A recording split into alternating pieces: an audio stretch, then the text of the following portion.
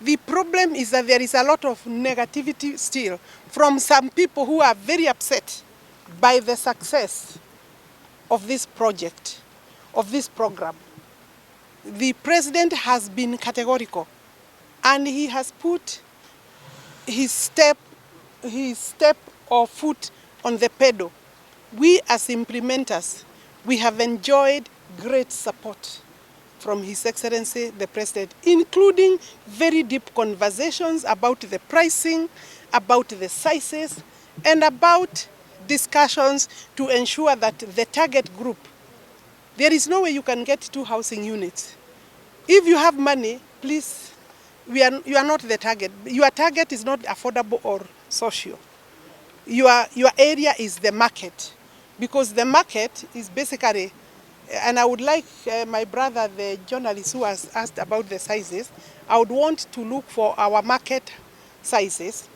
They are still more or less half the cost of the ordinary market, and the sizes are good and comfortable. I mean, what maybe you are talking about. But this, I could live in here. They are cute. The environment is good.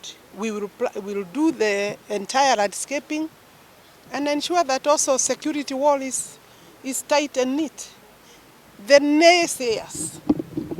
The other day I was very saddened by former Deputy President's statements. He has forgotten that he was part of the team. He has forgotten that he has launched some of these projects himself, alone or jointly with His Excellency the President. And he was our champion. Were his eyes closed that time? Let us be candid and honest, even at that high level. I want to urge former Deputy President, respectively, to be candid and tell Kenyans that here I'm employing 160,000 people, youth, that cement industry is benefiting from this, and we have shops throughout the country. These are contractors that we give this work. Where is the president coming in construction of our houses? The procurement is public. So for somebody at the level of my deputy president, former deputy president, to tell Kenyans that there is somewhere my ministry is sitting behind the scenes and making some illegal contracts, I would want him to tell the ESCC where is that, who happened to be there, so that then they can help me to deal with that as a corruption issue. The procurement is at my office. We take full responsibility of the process of procurement. The contractor buys his own materials. And I'm sure in this place, there are people who are supplying stone and sand. There are mamambogas who are cooking for our workers. I do not agree with him that one day, when the next government comes, because that's the critical statement, that this housing will stop.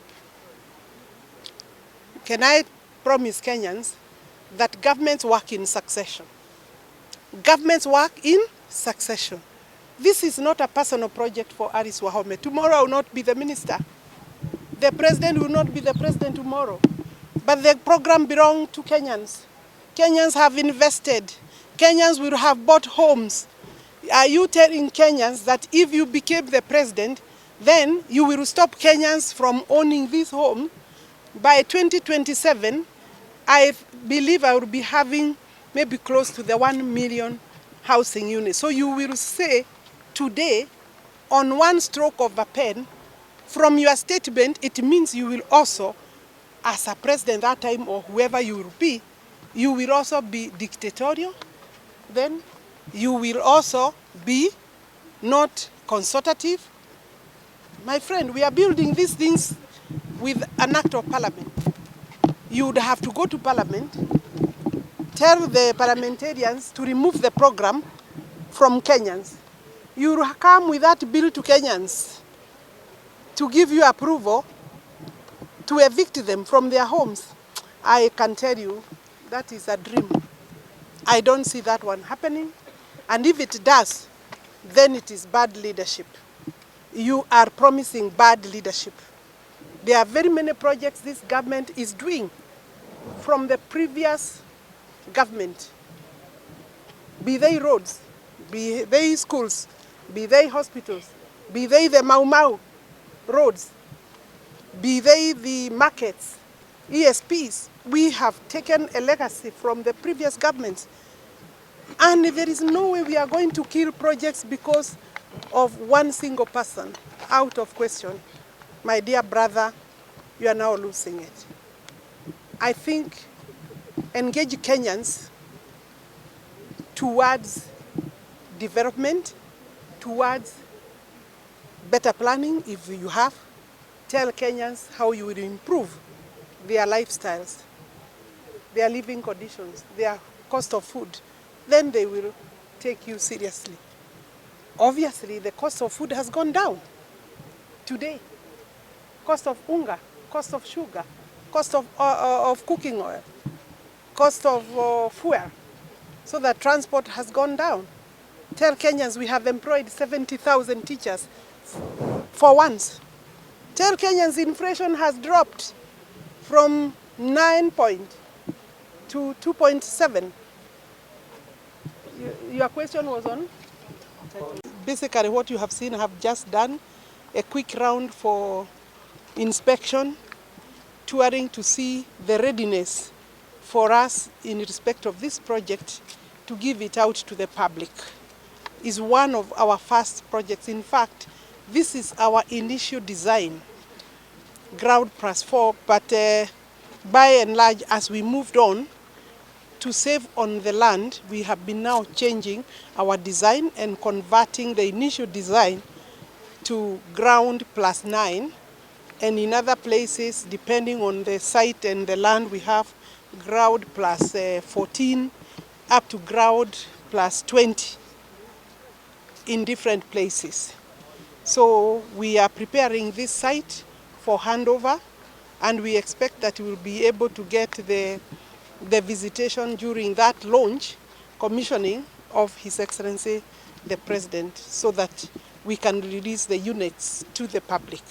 Among other units that we will be releasing in the first quarter of this year, meaning when I talk the quarter, not financial quarter, but this quarter of 2025, the first quarter up to April, we intend to release to the public between 4,000 and 5,000 housing units of different sizes.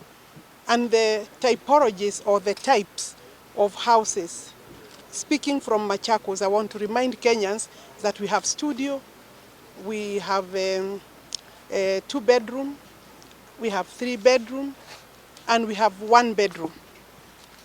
But the typologies, in terms of our category, we have social, affordable, and market. We have social, affordable, and market. The difference between those three is, one, the size of the unit by measurement, and the price. Of course, the smaller the size, the less price that you pay. Most important is that these houses that we call social and affordable are within the reach of Kenyans. The ones that we target, the low income category of Kenyans in terms of income.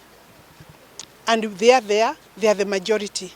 And they could not access decent housing.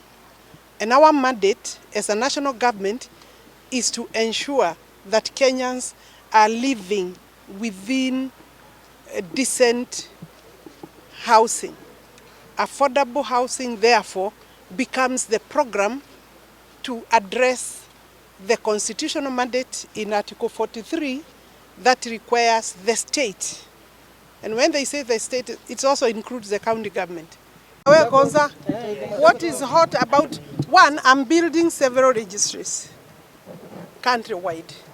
We have a registry in Wahome because it's part of devolution.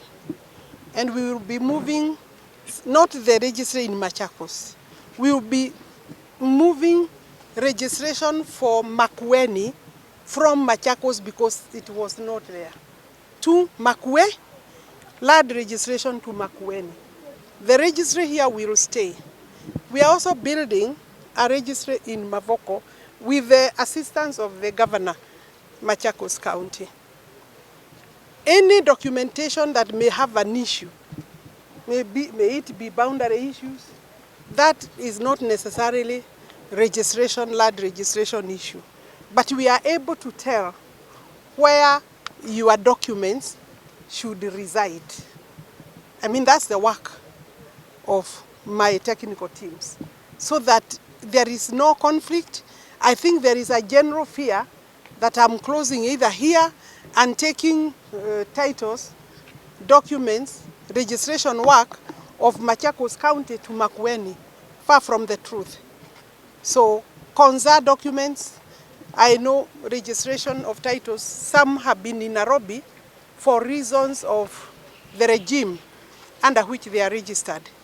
But as we convert them into blocks, they are now moving into their local registries. So if your title is in Konza or around there, the technical teams will be able to tell you which is your adjudication section, and you will remain in your adjudication section. Sometimes within the county there is only one registry, and that's why the need for people not to go far. So there is no way I'm removing you if you are in Konza and you are going to Makueni, sijui where, Wahome. Wahome will have its own work, and we will look through and see what needs to remain in Makueni and what needs to remain in Machakos. But don't put me into those disputes zenu hapa. Mimi si kukuja siasa, nimekuja kazi ya affordable housing na kazi ya registry, kazi ya titling nitakuja siku ingine, lakini I appreciate the partnership of Governor Wavinya and also Governor Mutura Kironzo, my learned friend. Sawa sawa. Should be 600 shillings per day. We have of course increased the number, the work for architects, for engineers, both electrical, civil engineers, structural engineers. We have artisans, masons, and we have a very special category to us, the Juakari sector, that are the ones doing our doors, the welding, fixing our windows and doors is the work of our Juakari sector. So we intend to promote that in a very big way. And the government has put aside 4.5 through this program, 4.5 billion to ensure that as we do these houses, is not the big contractor that you know or Kenyans are used to benefiting. Is that we are building skills for our ordinary artisans. I can take another question. Most of the residents